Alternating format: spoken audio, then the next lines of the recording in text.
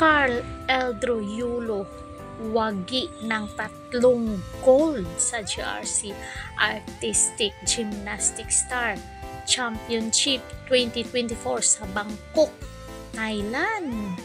At ibinandera nga ng kanyang nanay na si Mami Anggi na ngayon ay nagbabakasyon sa Singapore. At sabi ng isang netizen, deserve mo yan, Nanay Anggi.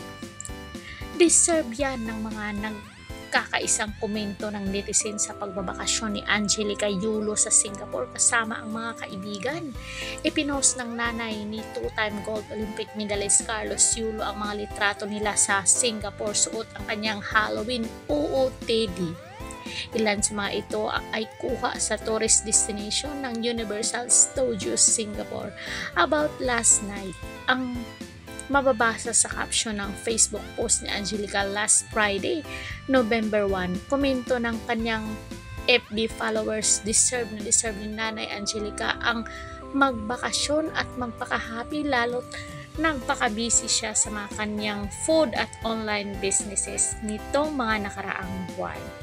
Bukod pa rito, may karapatang magpakaligaya ngayon si Angelica matapos nagwagi ng gintong medalya ang anak na si Carl Eldro Yulo sa 3rd GRC Artistic Gymnastics Star Championship 2024 sa Bangkok, Thailand. Humataw si Carl Eldro sa individual all-around event ng Junior Division para sa Men's Artistic Gymnastics or MEG sa unang araw pa lang ng kompetisyon.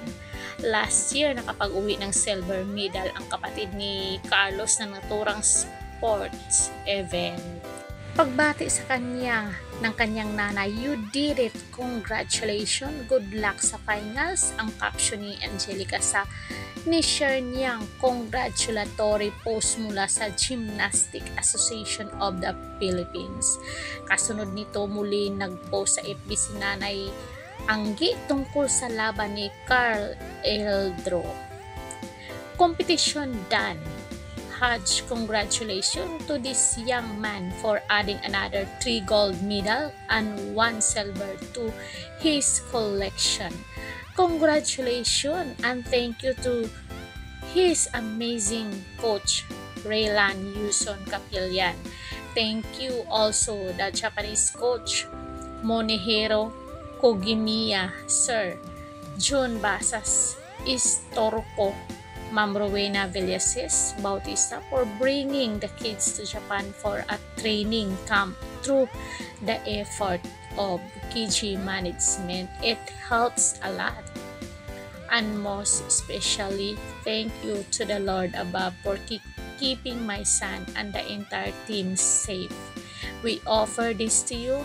Mensahe pa ni Angelica gamit ang hashtag To God be the glory at hashtag Proud Mom. So anong say nyo dito mga marites? Comment na dyan sa baba. At deserve naman talaga ni Mami Angelica ang magbakasyon at mag-happy-happy dahil sobrang haggard na siya sa pagbibinta sa kanyang live selling at pagluluto ng longganisa. Kaya congratulations Mami Anggi. Deserve mo yan. Comment down kayo dyan mga marites kung ano ang inyong naging komento dito. Don't forget to like, share, and subscribe. Carded Official TV. Hanggang sa muli and thank you so much.